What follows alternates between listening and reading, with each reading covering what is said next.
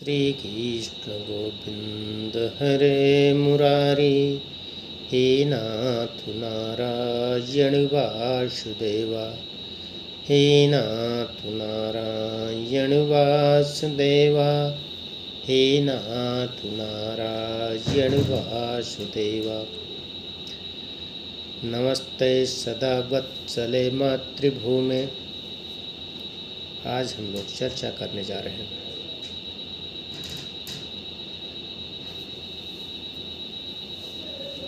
भगवान राम के विषय में।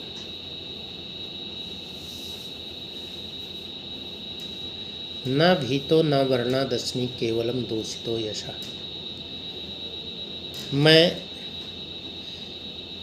एक बार काल से भी लड़ सकता हूँ, ऐसा भगवान राम ने कहा अयोध्या वाल्मीकि रामायण में।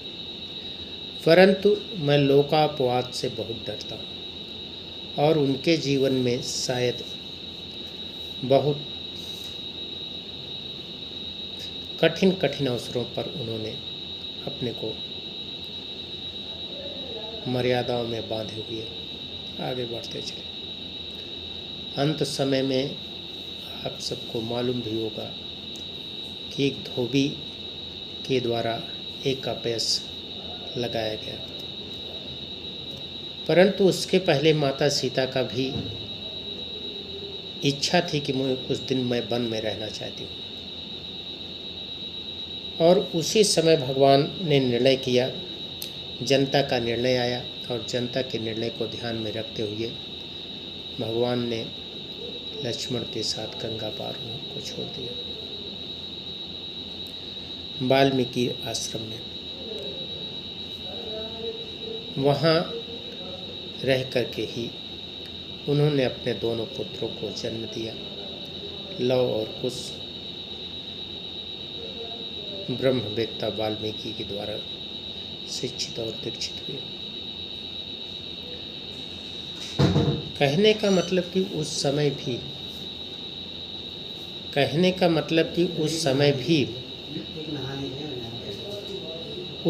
भी राम के राज्य में एक धोबी था। परंतु वर्तमान में देखिए, भगवान राम के लिए 450 वर्षों से हम लोग संघर्ष कर रहे थे कि राम जन्मभूमि बने, ताला टूटे, राम जन्मभूमि बने। हमारा निर्णय भी आ गया, सब कुछ हम उसको मोदी सरकार ने बनवाया भी, परंतु जनता ने मोदी सरकार को ही लात मार दिया। मेडिकल कॉलेज, हवाई अड्डा और इंटरनेशनल रेलवे स्टेशन सारी सुविधा करने के बाद जनता विपरीत, और जनता जानती भी है कि इनके ना रहने के बाद हमारी जो हालत होगी वह कभी नहीं। आज हिंदुत्व की लड़ाई छोड़ चुका है, वो बरगलाए हुए लोगों के साथ जा रहा है, कभी सपा कभी बसपा कभी ओवैसी। जितना इनको परेशान किया जाता है उतना ही साथ देते हैं। आज तक किसी भी हिंदू को मुलायम या अखिलेश मायावती ने कुछ किया नहीं। मोदी सरकार ने इनके लिए सबसे बड़ी योजना किसान पीएम योजना लाए। हर किसान को प्रति माह 500 रुपया, सालीना 6000 रुपये मिलता है। राशन मिलता है, नमक भी मिलता है, परंतु हम नमक हरामों के लिए कुछ भी कहना गलत नहीं होगा कि तो नमक खाने के बाद भी, प्राचीन समय में, सनातन समय में नमक खाने के बाद कभी भी विश्वासघात नहीं किया जाता था। परंतु कलयुग है, कल में 3 पैर, कलयुग के 4 धर्म के 4 पैर होते हैं, जो कलयुग में 3 ही पैर रह जाते हैं, लंगड़ा हो जाता है। उसी तरह से धर्मशास्त्रों में जहाँ भी जितनी नकली चीज़ें होंगी, कलयुग का वास वहाँ होगा। एक शब्द आता है जात रूप। जात रूप का मतलब होता है सोना। सोने में जो मिलावट की जाती है उसे जात रूप कहते हैं, क्योंकि सोना को लचीला बनाने के लिए मिलावट की जाती है। और महाराजा परीक्षित के द्वारा कलयुग को यही कहा गया कि जहाँ जहाँ मिलावट हो वहाँ आप रहिए। उनको ये स्मरण नहीं आया कि सोने में भी मिलावट है, और उनके मुकुट में जाकर के वो बैठ गया, और वहीं से उनकी बुद्धि दूषित हो गई। आगे रास्ते में जाते हुए उन्होंने ऋषि के गले में सांप को पहनाया, और ऋषि बालक देख करके मेरे पिता का घोर अपमान, और उन्होंने 7 दिन के अंदर उसकी मृत्यु हो जाने के लिए, जिस सांप ने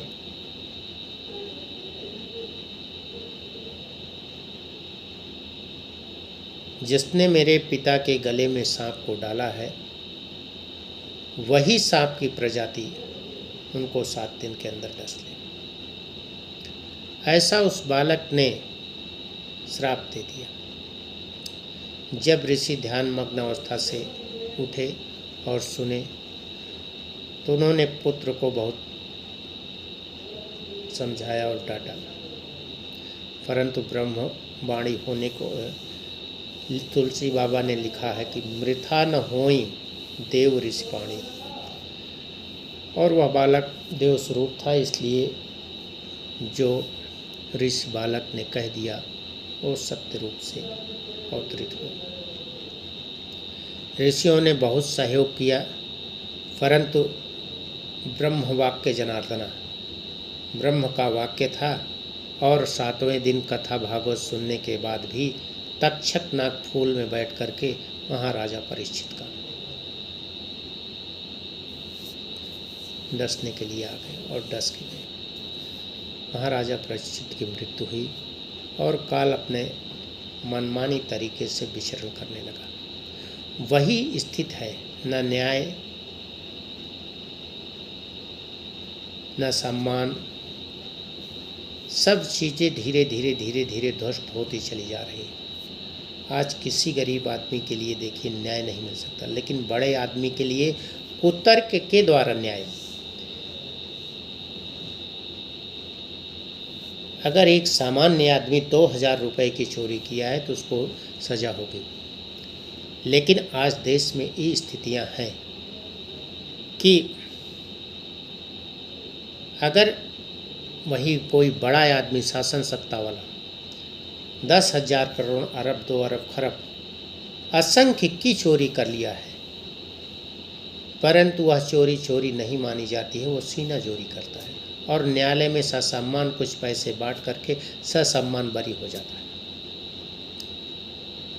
आज ही एक जजमेंट आया है, उसको देखने के बाद पता चलता है कि 2 जज अपने निर्णय पे नहीं पहुंचे, लेकिन फिर भी जमानत दिए और ऊपर वाली बेंच को भेज दिए। बताइए हमारे यहाँ कहाँ न्याय प्रणाली है?